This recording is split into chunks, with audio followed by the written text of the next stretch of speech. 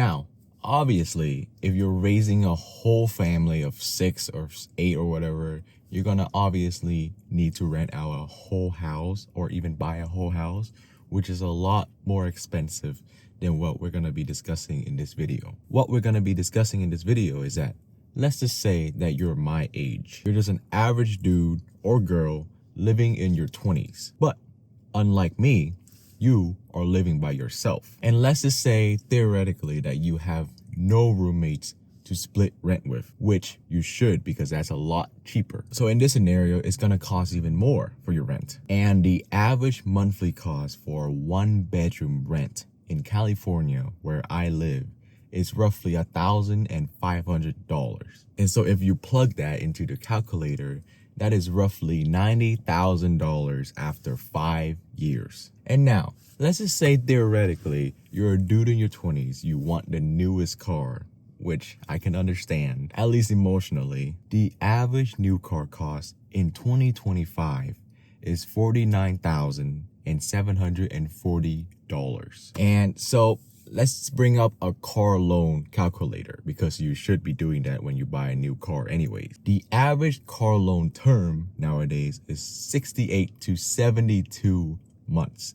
Now, I've never heard of 68 months before, so I'm just gonna put in 72 months in the calculator. And depending on your credit score, which is probably not very high since you're young, the average interest rate for your car loan is anywhere from 6% to 12%. So let's just theoretically say that your interest rate is 8%. If you plug that interest rate into the calculator, your total for your car payment come out to be, drum roll please,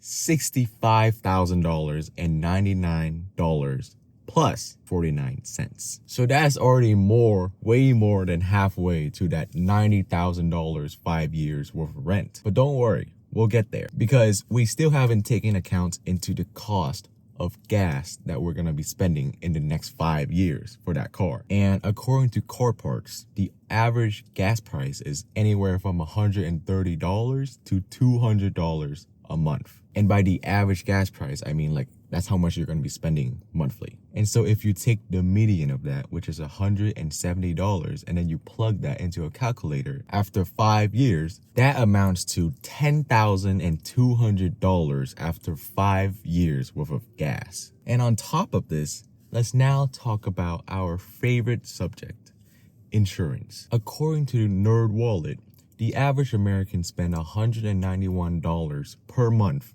on insurance. So let's just say that your insurance is going to be $191. After 5 years, that is $11,000 and $460. And there's one more cost that we still haven't talked about, and that is your repairs costs. According to Auto News, the average yearly repairs for your car is $1,475. And so after 5 years, that is roughly $7,375 spent just on repairs. And so if you take all of these costs and you add them all up together, drum roll please, the total after 5 years for all of the costs is going to be $94,134 plus 49 cents. Also, my bad. After recording the video, I realized that I cheated a little bit because I forgot that 72 months is actually more than 5 years. It's technically 6 years. So I did add an additional 1 year worth of expenses for your car payment. But that is okay because I double checked for you guys. And for that new car loan term, if you change it from 72 months to 60 months, for that initial $49,000, you're going to be saving by the end of the 5 years $1,000 less than if you were to have a 72 months loan. So if you add everything up again, that is roughly $93,000, which is still more than that 5 years worth of rent, aka the $90,000. And yes, you can argue that you can always just buy a cheaper and older car while you're living by yourself, because you should be anyways. And that way, your car cost is going to go down. And also, you can also argue that your rent cost can always go up every single year due to people being people. So that way your rent might be more expensive. Yes, but even then, that initial $1,500 a month worth of rent is already a highest price tag because you can always find roommates or just find cheaper apartments. I have seen cheap apartments around my area in California before. I have seen apartments from anywhere from $600 to $1,000. It's possible. And also, on top of that, 39% of Gen Z consider buying a new or used car from a luxury brand as their first car. Now, that is a lot higher than millennials' 29%, Gen X 27%, and baby boomers 12%. Yes, we are dumb. Gen Z are dumb, but that's because we're young, okay? And so that really shows you that the average Gen Z guy or girl doesn't really care about getting themselves a nice apartment or whatever.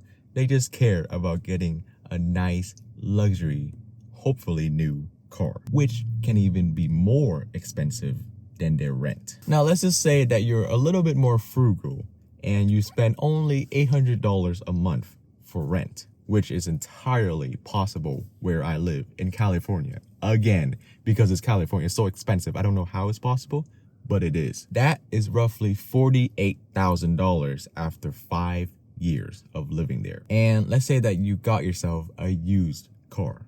Well, the average used car in the US is roughly $25,000 to $28,000, depending on your definition of used. But that is the price for newer used cars. And I'm pretty sure that Gen Z is gonna want a little bit newer for their car because again, we're dumb.